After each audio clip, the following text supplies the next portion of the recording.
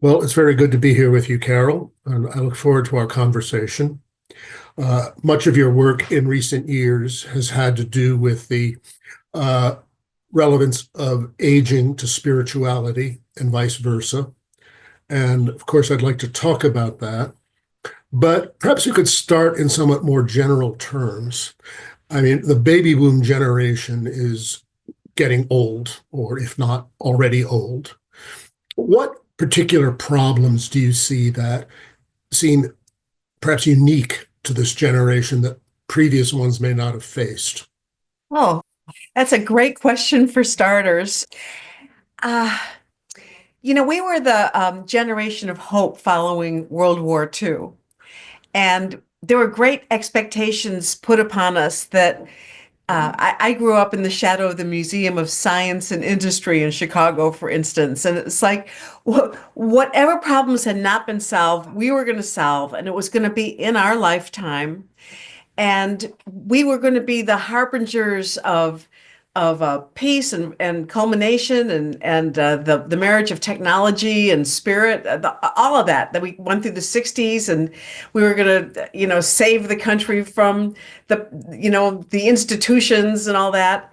And I think we were known as seekers, a generation of seekers, and incredibly optimistic until recently, I'd say the last 4 to 8 years, many of us have been holding on to this idea the, that the world was going to follow our marching orders and bring us to culmination and fruition in our lifetime.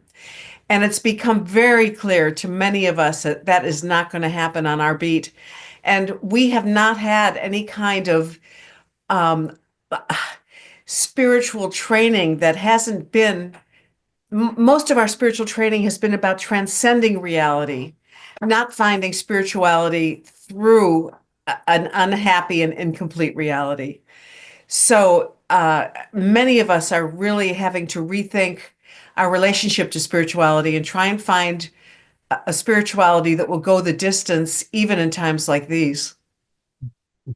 Well, that's very good, very fascinating. I mean, one thing you mentioned is that this generation, which includes me, is a generation of seekers. And one major feature of this generation in the counterculture was this kind of spiritual revival, ranging from everything from dropping acid to TM to the, occult revival. And that has obviously borne some kind of fruit both culturally and within this generation. And I'm wondering if you could comment about the long-term effects of that. I see a massive awakening going on right now. I think when an individual has a crisis or is in chaos or falls into what I call the void, if they can either just have grace or they can have spiritual practice behind them. But people who've gone through a divorce or a serious illness or a war, anything like that, they have the potential to reconfigure themselves around the dark night experience. And that happens to individuals, but I feel like that's happening across a whole bunch of baby boomers who were awake and alive and aware during the consciousness movement of the 60s through the 90s and even into the 2000s. And then maybe there was a little bit of a lag time, but I think a lot of us have spiritual practices that are have prepared us for this like sudden mass awakening, and I feel that it's happening. Well, that's very reassuring to hear. To talk about aging more generally, one thing that seems fairly obvious about the process of aging is the confrontation with death. Right. Now, for most ordinary people in ordinary circumstances, the biggest encounters with death, which often occur in middle age, have to do with deaths of parents, which is, Yes. of course, a milestone for everyone. And how do you see this kind of initial, shall we say, confrontation with death and just seeing, mom and dad go as shaping your concept of yourself and even affecting the aging process? You know, when I think about my middle age, I had breast cancer. So I was facing my own death. And I have to say that there's a qualitative difference for me between facing the death of both my parents, all of our parents. You know, we had six parents for various reasons who we had to go through traumatic deaths, almost all of them, and my own. That and how I feel about death now. And I think the big difference is when it was my own death at the age of that I was looking at the age of 49. I was a prodigy, so to speak. I had the sense that death was something that I could beat or overcome. And I did. I'm 76 now, so I've had a lot of years of life after thinking that I could die any day. But when you're old yourself and your friends are starting to pass away, and your loved ones and your favorite pets. I had three pets pass away during COVID. I mean, it's sort of endless the losses that we go through. You realize that no, this is not, this is real. That was rehearsal. You know, this is real. Nobody gets out of life alive. And even if I thought that I could prolong life or I could redeem my parents' death or I could be their, you know, their immortality in some way. It's like, oh, wait a minute. Whoops. It's going to happen to me. There's no more kidding about it. And it makes everything that much more accentuated and serious. And I think that's the great accelerator of our spiritual growth and development. Very good. Thank you. Um, to go on to death, I mean, our confrontation with death has a great deal to do with our beliefs about what happens after. And it looks like the majority of people in society today are kind of confused about it. I mean, they may say, yeah, there's a heaven and a hell, or there's reincarnation, and you know the statistics as well as I do. But there seems to be this profound uncertainty about what happens after death, and religion doesn't really seem, as it is now, to give much assurance, or not much assurance that anyone is really willing to believe. So maybe you could talk a little bit about our attitudes toward the afterlife, particularly as we sort of get closer and closer to it. Right. Well, my doctorate is in history and critical theory of religion from Vanderbilt. And Mhm. so one of the main things we were studying was the lessening influence of religion on many of us. And understanding the difference between a childlike relationship to religion that tells you what to believe versus all the different spiritual development stages you go to that include questioning your original faith and your belief and reconstituting something that is that works for you or that you can believe in. So, you know, there's this period of uh, dissolution, you know, of things breaking apart, your belief system breaking apart, which is very scary. And you're sort of floating out there not knowing and until it starts to come back together again. And it can come back together again, a new relationship to death and dying, many, many ways.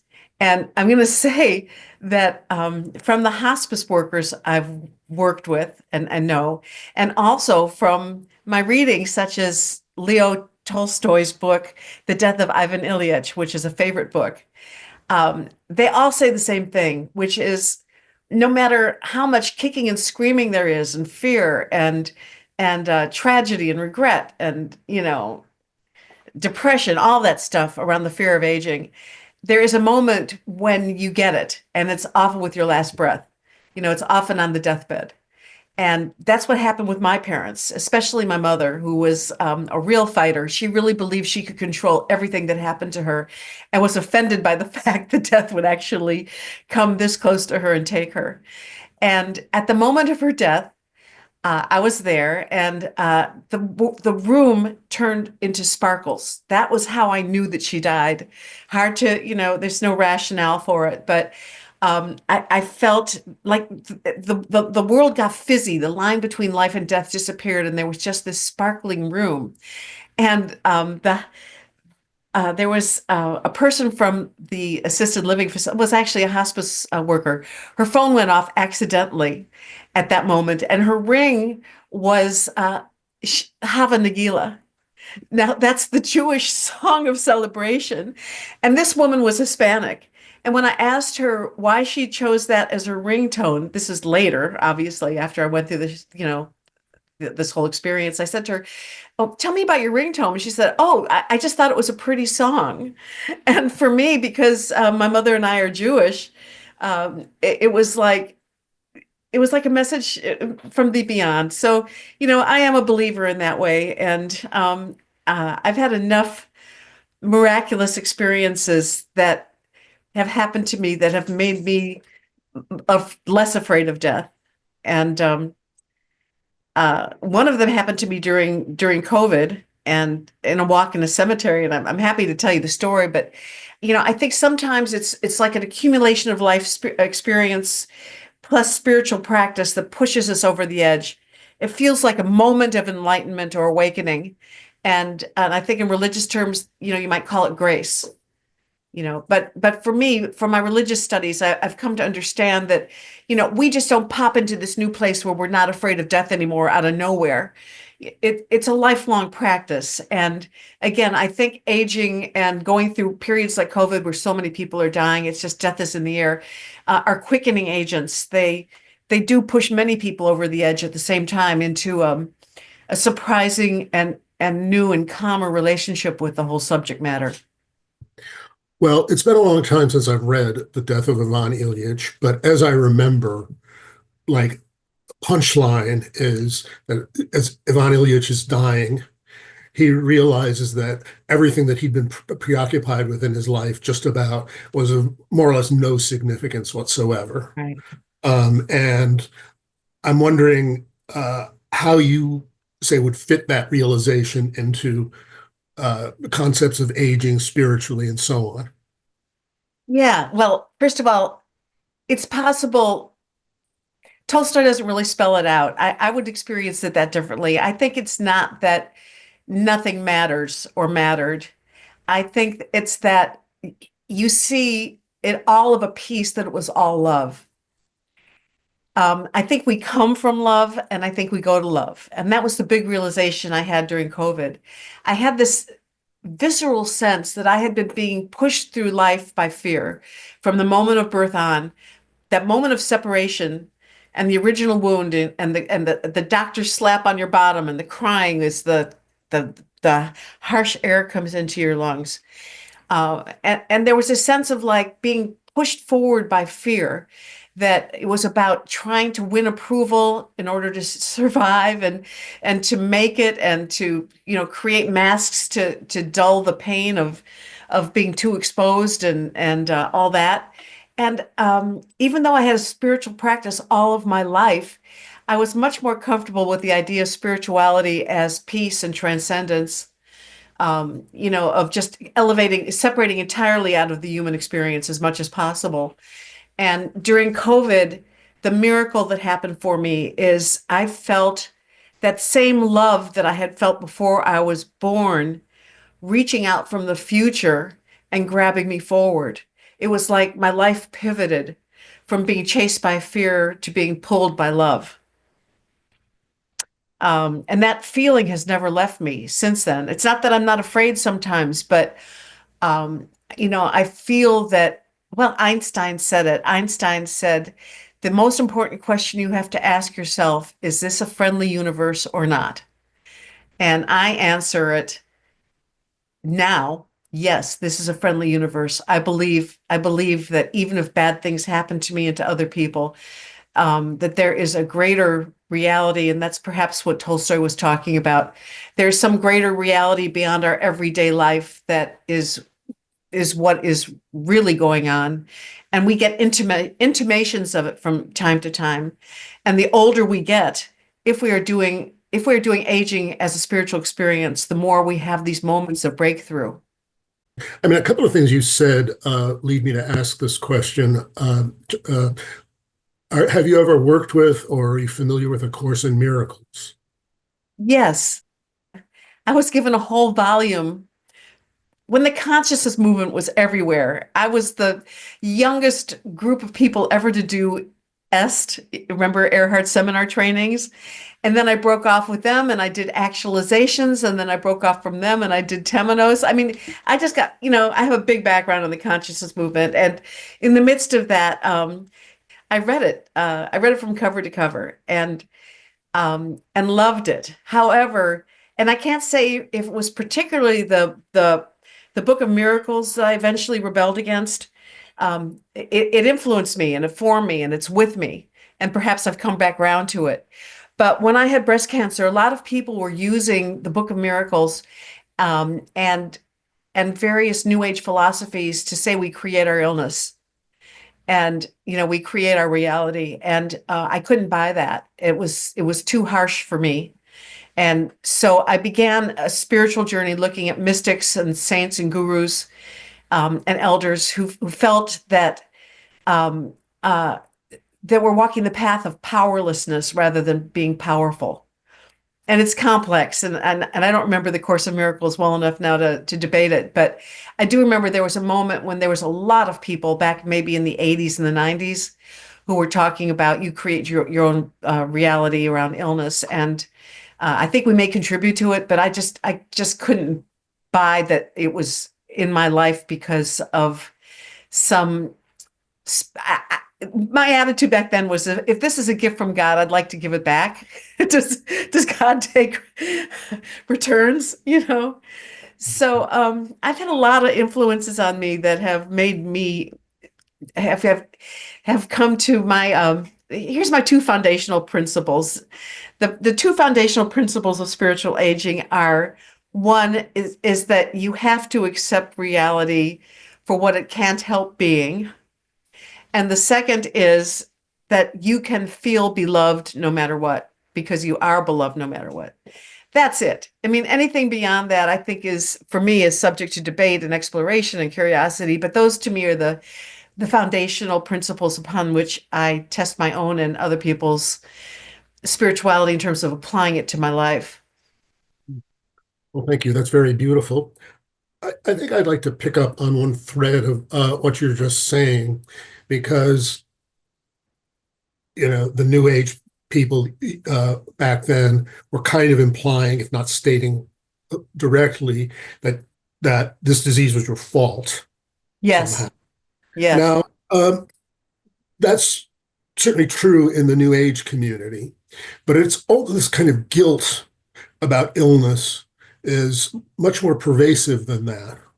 You Yes. know, if you have lung cancer, well, it was your fault because you were smoking. If you're, Right. there's this. I mean, America is a society almost predicated on inflicting guilt on everyone else, Right. as much as possible, especially when it's commercially advantageous. Yes. That's it. So Bingo. maybe you could comment a little bit on this issue, just like, a lot of times people are led to think one way or another that if you're sick or you're aging or frail, it's somehow your fault. And this seems to be a Yeah. deep-rooted assumption. Well, okay, that's the flip side, that this is a culture that worships power and the illusion of power and the idea that we should be able to control our destinies. If you don't want almost every book out there, I can tell you that the handful of books that are come from the world that I come from, which is very countercultural even now. Um, most of the books about aging, if you really take a look at them, and if you look at the best-selling books on aging, are all about, if you fear aging, if you don't want to do aging, don't do it. Just stay in midlife forever, right? And if you, God forbid, get an illness or start to look infirm, you better go hide behind a gated community. You better take yourself out fast. And what that does, whether it's an illness at a younger age or just aging as a whole. I mean, aging is considered an illness in this popular society, in popular culture, is that you're missing the truth that aging is a life stage with meaning and purpose of its own. I believe it has an evolutionary purpose, otherwise we wouldn't be old.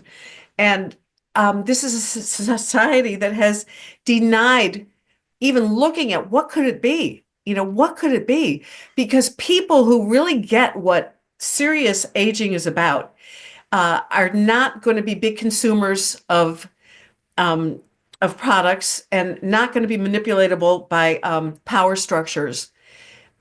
We start to have a direct contact with our inner wisdom and powers greater than ourselves that are dangerous to society. That's very true.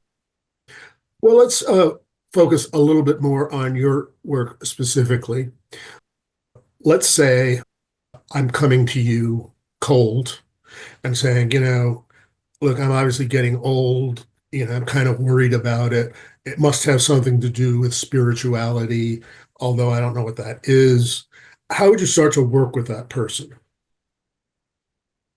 Well, you know, the gift of it is aging itself is the teacher, not me. By the time they come to me, they are partially deconstructed and saying, "Help! I don't want to do this alone. It is scary." But it's like any void, it's like any time you fall off the status quo. So, if you clasp your hands, and this is the status quo, and then you have to move your hands into another position, there's this moment of letting go where there's this emptiness. And those are the people who are asking, is there something better? Is there another way? Um, you know, uh, does it have to be this painful? And the answer, I'm afraid, and this is why there aren't more of us doing it, because the answer is yes, it does have to be that painful. I mean, confronting the reality of death and illness and loss, and feeling anger and regret. I mean, those are painful experiences. But look at the reason I say aging is a natural spiritual experience and teacher and practice is because, I mean, how many of our viewers have taken course after course trying to work on trying to erode their ego? You know, they understand that their egos have a grip on them and that they're attached to images of the past, and they would like to have a more spiritual, more loving persona and not be so invested in their things and who they used to be and all that stuff. Well, aging, you don't need a yoga mat. You don't need a futon. All you need is a mirror. Just look in the mirror. That will do wonders for eroding your ego. And the flip side of eroding your ego is the birth of humility. And humility is it's the birthplace of all true spirituality. The overcoming of arrogance that this is our show, that we're calling the shots, that God ought to do what we tell God to do. Um, True humility says, I can't stop all the bad things from happening, but I can't stop the good things from happening either. So I need to look at life differently. I need to look at it with curiosity rather than dread. And that's a huge turning point for people. And the minute that they can add that little element on top of, you can have dread and then have curiosity about that dread.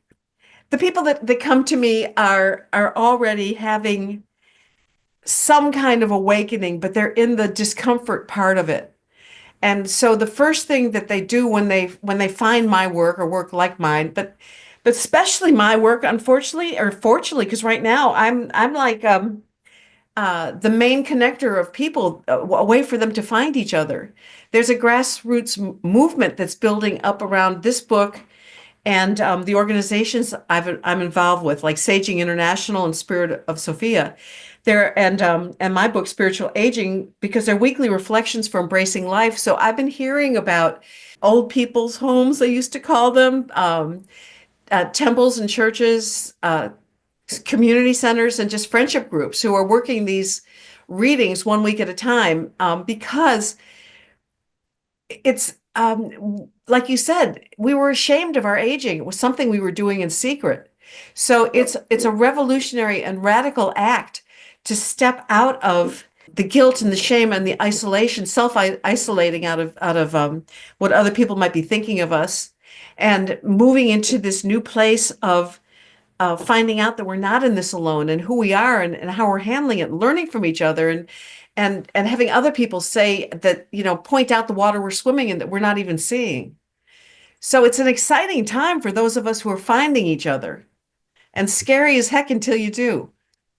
I mean, my impression is that a lot of the people who were drawn to this kind of work um, were, in a sense, already drawn to it. And you kind of alluded to that. So, they may not be completely open, but they, or at least a little open.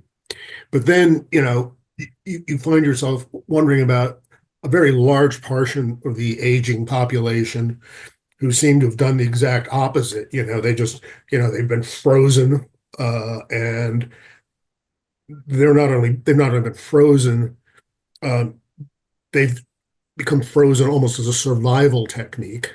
Oh, Yeah, yes. you know. Yes. So how do you, well, how would you respond to all of that? Because it's obviously extraordinarily common. Here's the truth about aging is that I believe you become more of who you really are as you age. And there's really only two choices. You are either somebody who's contracting, getting more armor, shrinking your world smaller, or getting more invested in old paradigms, like trying to exert more power, trying harder to create your own reality. That is all contraction, you know, versus expansion. Expansion is opening your heart, being curious, being honest, and all the spiritual masters that I've read say that is our choice in life, that it may not feel like you have a choice, but you do.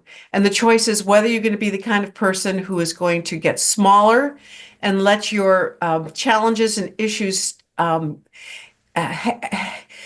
uh, inspire you to grow harder. Like I think of a wrinkled old apple, something that's hard and wrinkly and self-protective. Or if you're going to take the risk, and it's a giant risk, it's a huge leap of faith to be closer to death and to open your heart and say, I believe this is a friendly universe. I believe I can be beloved.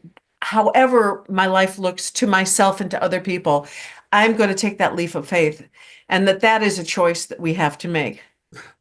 I was watching a TV show last night called Hacks, and without I going like that show. I like it's it. a Yeah. funny film. But without going into it, you may remember the scene. The young woman who's in it, like, she's going through all sorts of crises in her life, and she's talking to her mother on the phone across the country. And, the mother's like obsessed and worried about the slightest things in a horribly neurotic way. And the young woman, obviously can't discuss anything that's going on with her mother in any real way. Right. And this seems to be a very common situation, both with young. I think it was very true of people of our generation. You just didn't tell your parents because they would just worry about it, and that would make everything just worse. Um, and I don't know, how do you see that phenomenon? How do you see the best way to deal with it? Oh man, I'm just going to say up front, I'm a member of Al-Anon. Al-Anon is the 12-step program that has to do with loving other people too much, or loving them in the wrong way, loving them in a controlling way. And it's so counterintuitive because you think you're being a good mother, when you're trying to save your kids, or when you hold them so close that it's too painful to hear them talk, that you don't want to hear about it. So one of the things I've learned from the 12-step program is detaching with love. Like how can you be as a loving witness to somebody going through hard times without feeling like it's your job to heal them, cure them, save them from whatever. It's a pretty core principle of individuation, which the psychologists teach us is the healthy way for families to individuate and for people to the generations to grow in tandem. It requires a certain amount of letting go, but not without love. And I'd say our relationships with our adult children is probably the number one stumbling block that even people who've had spiritual practices all their lives, they can't understand why their children just don't do what they tell them to do. Since I'm so enlightened and I've been through all this and I could save you from so much, why don't you just do what I tell you to do? And we forget that we can't protect our children from life. That's why my first principle, if you recall, was, you can't stop reality from being what it can't help being. You just can't. So that degree of acceptance that is a part of the serenity prayer. Um, if I could repeat the serenity prayer, because that's so basic, it's like, God grant me the serenity to accept the things I cannot change, the courage to change the things I can, and the wisdom to know the difference. So I think that's very pertinent to that, the story you told about from Hacks, and certainly in my own relationships. Another issue that weighs on people a lot, and this is of all ages, is politics, the political scene with its polarization. And whatever side you're on, this little tug of war, um, chances are you're upset about it. You're Right. upset about, it's always those people, of course. Those people are no good. Everything would be great for those people. And whether those people are Republicans, Democrats, or whatever is, almost a matter of taste. Um, but this kind of polarization affects a lot of people and it worries them. Maybe even a lot of their worries about their existential situation are, shall we say, projected or displaced on a political situation. How do you deal with people or suggest that people deal with their own upsets about politics, which are very pervasive, as you know? Yeah. All right. I have really good advice about this, but I'm just going to start by saying I am one of those people that worries about complacency masquerading as spirituality. I think that you need to know where you stand. You need to know what your values are, and you need to know when you're up against values that you find abhorrent. I'm just going to stay that. I'm just going to state that flat out. I think that's one of the gifts of aging is to um, to know who you are and what you believe to be true and important. Um, Now, that said, I believe very much in people listening to their own hearts in terms of how they're called. Are you called to be a protester? Are you called to to start writing books? Are you called to go to jail for your principles?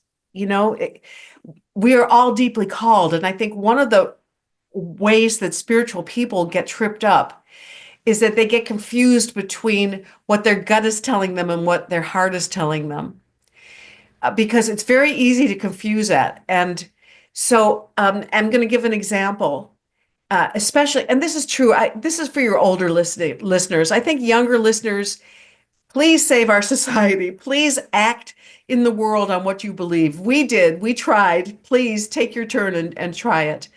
But for those of my listeners who came up to this last election or the election before that and saw their dreams crumble and realized that they might not see their dreams come true in this lifetime, this is very common. They will say to me, I feel really guilty that I am not out there doing everything I can. I know I should be protesting, doing, acts of civil disobedience. I should be. And I say, okay, you feel guilty and bad about that. Where are you being called right now? And maybe you're not answering the call, but look into your heart and tell me what at this exact moment of time you really wish you were doing. And often they'll say something like, oh God, I just wish I could just go out in my garden and garden. I just wish I could sit down with a good book. I just wish I could go out for coffee with a good friend. And I say, that is your heart calling you. Your heart is not always calling you to do the hardest, scariest thing. Sometimes it's as simple as cleaning your drawers out. You know, if you stop to listen to your heart and stop second guessing it and arguing with it, you may need a timeout. And this timeout of working in your garden or sewing or whatever it is you're going to do, it may be your way of grieving, maybe your way of opening yourself up to new levels of compassion, and maybe opening yourself up to a breakthrough of creativity of a solution. I know you may not know this about me, but I retired before I came up with the idea for this book. And I was done with writing. Saging International did a career retrospective of me when I was around 65 or 70, somewhere in there. And this book was just nagging at me because I felt like, okay, I know all this stuff, but I need a reminder today. That's why I did a book of weekly readings. Like I can't always sit down and read the whole book. I just need to be reminded today, what this is all about. And it wouldn't go away, and it wouldn't go away. And I went to my agent who sold my previous 35 books, but the most recent one had been sold 10 years ago. So and the agent said, nobody cares who you are anymore. You're too old. You've aged out. No, there's no future for this book. And I thought, well, maybe he's telling the truth. And so I said to myself, I made a deal with God. And I said, God, I'm going to send this to one publisher, the one publisher I think might like this. The only problem being that this publisher turned down my last two books that I ended up self-publishing. They turned me down twice. And I sent this book idea to them, and they said, yes, yes, we want it really badly. And and here it is. Now I had immediate regret because I'm one of those people that loved retirement. I did. I did all those things I listed before, and I loved it. So this has put me back into the public limelight, and it feels good because it feels like I'm called, and it also feels like at some point it may come to an end, and that's fine too. But I'm just saying that, it's like our guts, we can test our guts. My guts told me I was done and finished and I was fine with that. But if you go deep enough, and you can do some testing like that, just put your toe in the water. And if it's meant to happen for you, if you're meant to stay involved in the world or to take a political stand or engage in a big act of civil disobedience, you'll know. You can know. And until you know, take the time to not know. Take the time to be in curiosity and exploration and self-nurturing. A lot of us need a lot of self-nurturing right now. Good. Well, thank you. That seems very wise to me. While we're on the subject of your book, perhaps you could talk a little more about it. You've talked a little bit about its inspiration and genesis, what it is and what it does. Could you go into more detail about that? Yeah, as long as you have people watching, I'll just show it because I think you have to have the context. It's a little chubby book. It's just it's cute, it's like you want to carry it with you everywhere. And that's what I want. And this publisher not only published the book, but it costs more money to publish a book like this, and they did it. So, bless them, because that's part of the charm. Um, uh, in that period when I was retired, I started having dreams. And for 7 years, I had 1,000 dreams. And what I did in retirement was I became very fascinated. They just seem so much more creative and intuitive than I am. I mean, they would come up with scenarios. I always wanted to write fiction. I'm a terrible fiction writer, but my dreams were great at fiction. So I started writing my dreams down, and then I took a class and started analyzing them, asking questions like, who are you in this dream? What are you feeling? All that kind of stuff. And then I started drawing them. And I have journal after journal of drawings that are very cartoon-like. Um, but also, along with these dreams, I usually came away with some sort of realization. And if it seemed important to me, I wrote it down. So a realization might be maybe I dreamt about a monster chasing me, and I would wake up and I realized it was my old life that I couldn't have anymore, something like that. So, and there was often lessons or things that I wanted to share, insight. And um, after 7 years of this, I had about, oh, I guess 300 of these things. And I thought, uh, I need to do something with them, but they were kind of disjointed because each was a separate subject matter. And then I remembered that I'd always wanted to write a book of weekly readings. And again, I'm inspired by the 12-step programs because they have books of daily readings and weekly readings. And I find them very grounding and inspiring. And so um, that's what I did. I organized them by subject matter. So they're each week, like this is the second week of July, for instance, has a 2-page reading. And most people are working through the book. You can go into it anywhere. So whatever date this airs, you could start on the second week of February or whenever it airs and just catch up. It's cyclical and it goes for 2 years. So when you get to the end of the book, you just start over again at the beginning. And then the other thing I did is I put together this index of words, like I just came to see, which is compassion, complacency, completion, confusion, courage, crisis, criticism, culmination. So if you happen to hit a week, and I'm not talking about what's really happening for you, you can go to the index and you can look up suffering, for instance, and be led to a reading that way.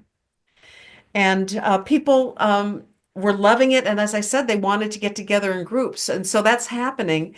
They're called spiritual aging study and support groups, and they're happening all over the world, in person, online, and I'm on Substack, spiritual aging on Substack, and we're studying the book together and sharing our lives together.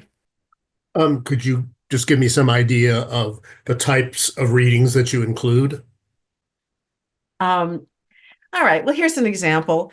Some of them are very confrontive. This one isn't. This is going to be for the first week of February, year two. Okay. When was the last time you looked to see if the moon was still out in the early morning? Have you checked to see if there's a bird flying by your window? Does your favorite tree have snow melting off its branches? What pictures are the clouds drawing in the sky? When you take the time to appreciate all that you've been given, you are awestruck with life. You've had disappointments, of course you have. There are things you wish you had that had worked out differently, opportunities you've missed, mistakes you wish you hadn't made. But today, all you have to do is look out the window to be reminded that when you've been stripped bare, the veil between your heart and the mystery is thin indeed.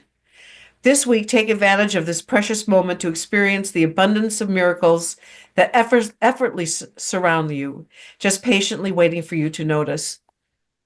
Beautiful, beautiful. Thank you. Thank you.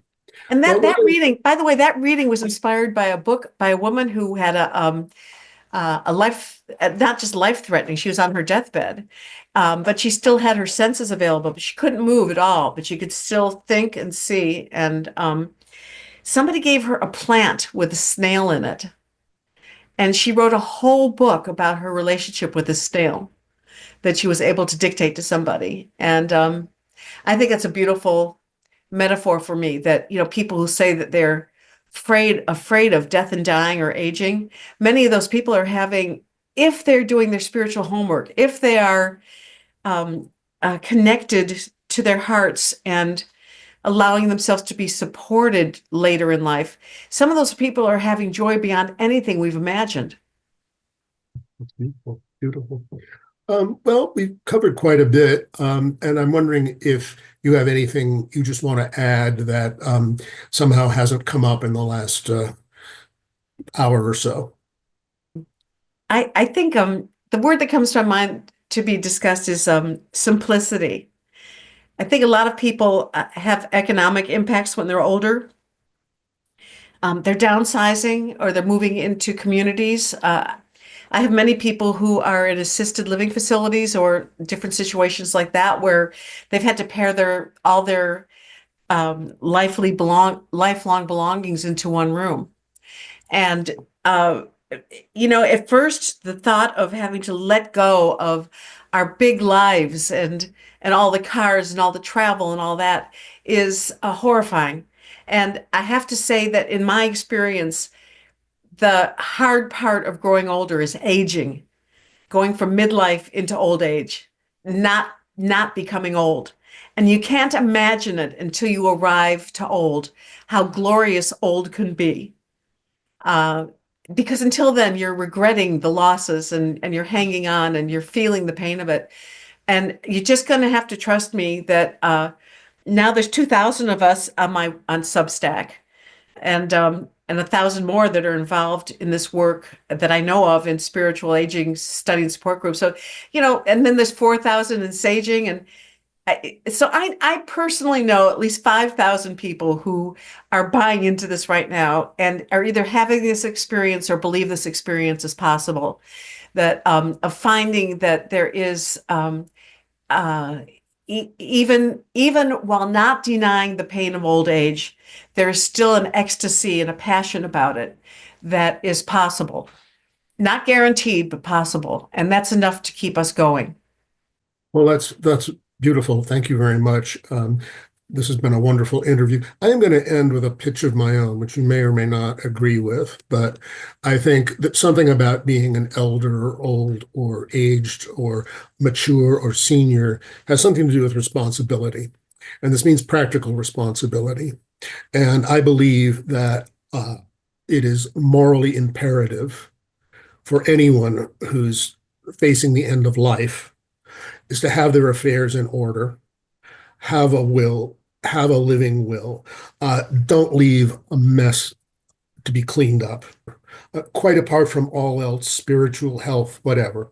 I don't know if you agree with that, but I think it's I very do. important. I do absolutely, and it's not, again, this is a culture that denies death. And so that's why we don't do it. We put off those things because we think we can live forever. So the more spiritual you are, the more likely you are to be not being afraid of death, but um, tying up your affairs for the good of humanity, for sure. Very good. Well, thank you so much. This has been a wonderful interview, very inspirational and very informative for me. So I really appreciate your taking the time to do it with me. Oh, thank you so much. I asked for you specifically and I got you and I couldn't be happier. So thank you. Well, thank you.